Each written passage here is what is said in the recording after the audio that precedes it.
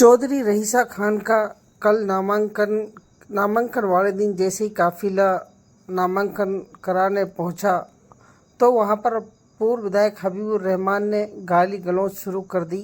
इसके लिए चौधरी रईसा ने प्रेस कॉन्फ्रेंस बुलाई और हबीबुर रहमान के लिए बोला कि उनको ऐसी गाली गलौज नहीं करनी चाहिए, हम सबकी बहन बेटियां एक हैं। देखें पूरे वीडियो, क्या कहते हैं रईसा खान।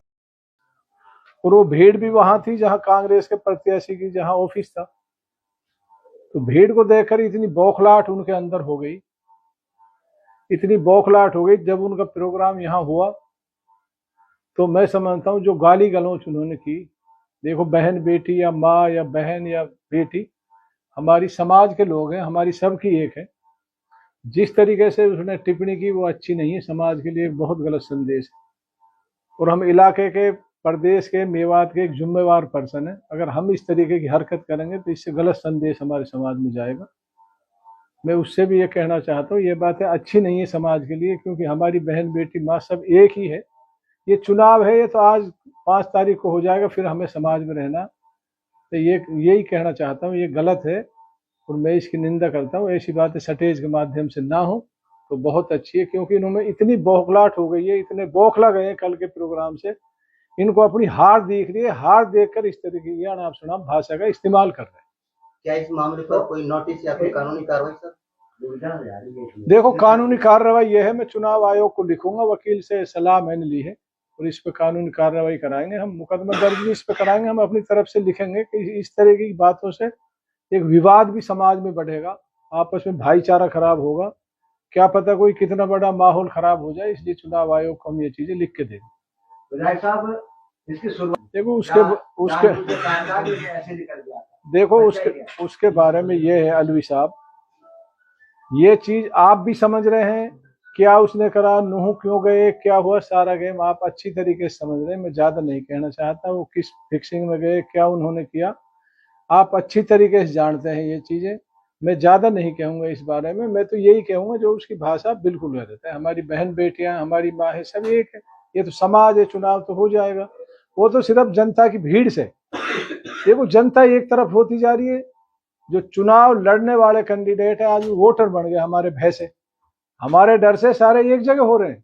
वो डरे हुए हैं बिल्कुल कि भाई किसी कीमत पे इसको रोकना है, हम कोई चुनाव नहीं लड़ रहे, सारे एक साइड होते जा रहे हैं। वो इसको देख के बौखला गए, इतनी बौखलाहट है, इस तरीके की भाषा उसने इस्तेमाल की है। आपने वीडियो देखा होगा अलवी साहब, ऐसी भाषा तो अनपढ़ आदमी भी इस्तेमाल नहीं करता।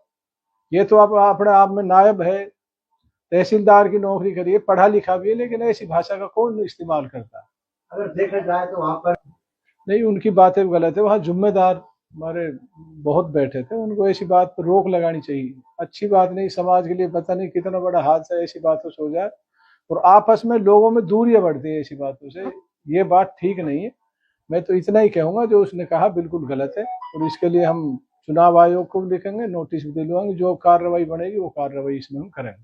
तो क्या बताऊं, बहुत रोज है, रात से फोन आ रहे हैं, हमने भी उनको समझाया भाई कोई आदमी गलत है, कोई आदमी गलत भाषा का इस्तेमाल कर रहा, हमने गलत से नहीं करना, हमने गलत को सही करना है। ये उसकी गलती है। आप कोई ऐसी अनाप शनाप भाषा का इस्तेमाल ना करें और अपने सही रहें, शांति बनाए रखें। हम जो कानूनी कार्रवाई होगी करेंगे। जनता इस बात का इसको जवाब देगी जो इसने गालियां दी इस तरीके से। और गाँव में बहुत ज्यादा रोष है जनता में, जो इस तरीके से इसने गाली दी है। बहुत मतलब इतना रोष है इनका, इतना बड़ा नुकसान, इतना बड़ा लॉस हुआ इस बात से, आप समझ नहीं सकते। लोगों में इतना ज्यादा रोष है कि भाई ठीक है, इन्होंने जो जो गालियां दी है इनका बदला हम वोट से देंगे।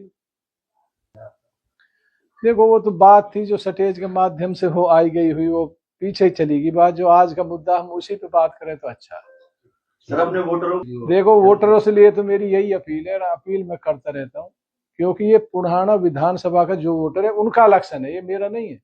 उनसे यही अपील है, आने वाली 5 तारीख को जो सारे एक साथ हो रहे हैं, इनको ये दिखा देनी है पुराना की जनता रईसा खान जी के साथ है। इतनी अपील है हाथ जोड़ के सभी से, विकास के लिए, पुराना की भलाई के लिए, भाईचारे के लिए मुझे वोट करें। सर वही विपक्ष आप सभी जानते हो पुराना विधानसभा की जनता इतने, किसी गांव में 50 रह गए, किसी गांव में 100 लोग रह गए, शाम तक फोन आते रहे, गाड़ियां नहीं मिली जी, ट्रैक्टर नहीं मिले, लोगों में इतना जुनून है, मतलब ये तो कुछ नहीं, बरसात का मौसम था, भारी बारिश थी, सही मायने में लोगों में एक जुनून है।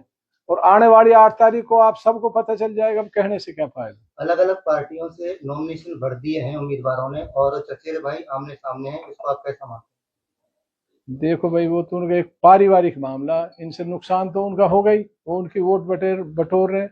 देखो मेरा वोटर तो फिक्स था पहले, अब आगे कितने लोगों को मैं जोड़ पाऊं, उनमें से तो कोई टूटा नहीं, ना टूट सकता, क्योंकि वो मेरे से ऐसे दिल से जुड़े हुए हैं। तो आपस में देखो, जब ये घर में 2-2 कैंडिडेट है, नुकसान तो आप भी समझते हो उनका होगा ही नुकसान। और आज जो वोट मांग रहे हैं, कांग्रेस को वोट दे दो, अरे भाई अपने चेहरे पे मांगो ना आप वोट, इलियास को वोट दो। जब माने हम ये कैंडिडेट है, ये तो सिर्फ कांग्रेस के नाम पे वोट ले रहे हैं, लेकिन जब लोग समझे कांग्रेस का उम्मीदवार कौन है, इलियास, तो फिर लोग, जनता पीछे हट जाती है। ये 50 साल इन्होंने राजनीति की है, मंत्री रहे, आज तक इन पर चेहरा नहीं बना जो हम आज ये चेहरे से वोट मांग सके। इसी बात से आप अंदाजा लगा सकते हो, सभी गांवों में जहां ये जा रहे हैं वहां यही कह रहे हैं कांग्रेस को वोट दो, और कोई मुद्दा नहीं है इनके पास।